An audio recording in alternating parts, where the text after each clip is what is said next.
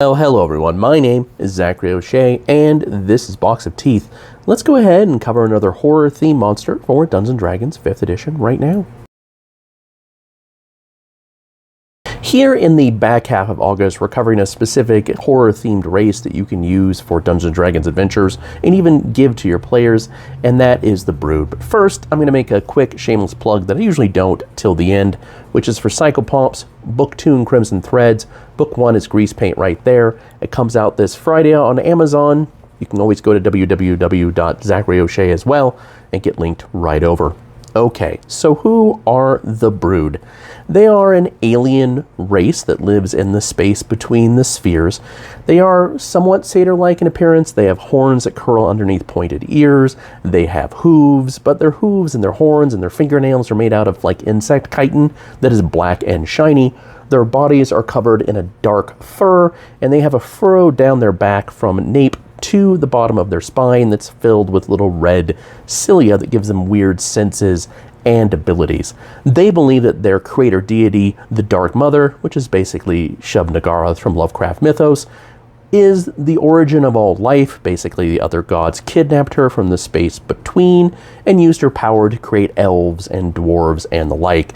Eventually, she escaped and gave birth to 1,000 young, who were the progenitors of the Brood race before she was destroyed, even though she is dead but dreaming now. They cover a couple of different horror subgenres: gothic horror in their kind of seduction and dark nature way that they kind of manipulate society, as well as cosmic horror with everything mentioned in the front. And we're going to cover one of them, which is the Brood Tamer, right now. A Brood Tamer wears a loose-fitting smock of rich fabric that is trimmed with exotic furs.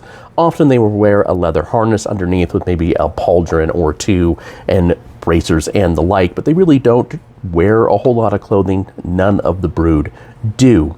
It's always kept loose fitting in the back so that furrow of extrasensory cilia are free to do what they need to do, and they're always armed with an enchanted crook that has different crystals and sigils on the like, and they always go into battle backing up their monstrosities and aberrations that they have tamed.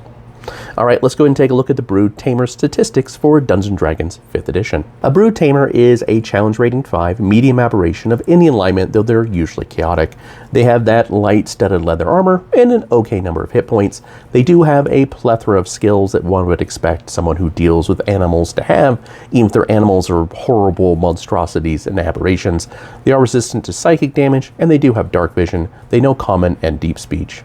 Like any other Brood, they do have Anathema Bond, so they can use animal handling and animal friendship on aberrations and monstrosities with an intelligence of 3 or less, and that really plays into what the Brood Tamer's role in society is.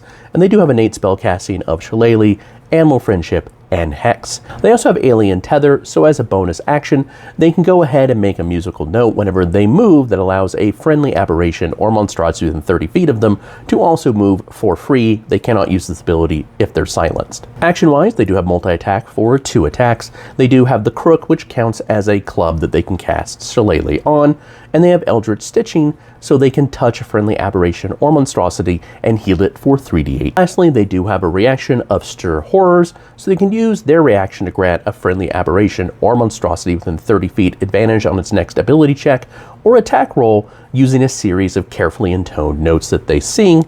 Again, the Brood cannot use this ability if they are silenced. The Brood are generally chaotic. They do have a tight-knit society with their own places in it, and thus they have synergies within the monsters that they have. The Brood Tamer obviously is to work well with aberrations and monstrosities, and note that its 2 abilities don't require the aberration or monstrosity to be a little bit dumb, so you can use a wide variety of them with a Brood Tamer. We're going to cover a specific new one tomorrow. Alright, you can find the Brood Tamer, the rest of the Brood, and hundreds of other horror-themed monsters, all for Dungeons & Dragons 5th edition, that are all perfectly free at boxofteeth.blogspot.com. If you're interested in the non-Dungeons & Dragons role-playing projects that I have, or the horror fiction I write, which I hope you are, because Psychopomps, again, comes out at the end of this week. You can go to Amazon and pre-order it right now. You can go to www.zacharyoshea.com. As always, thank you for your time and your attention, and have a wonderful rest of the day.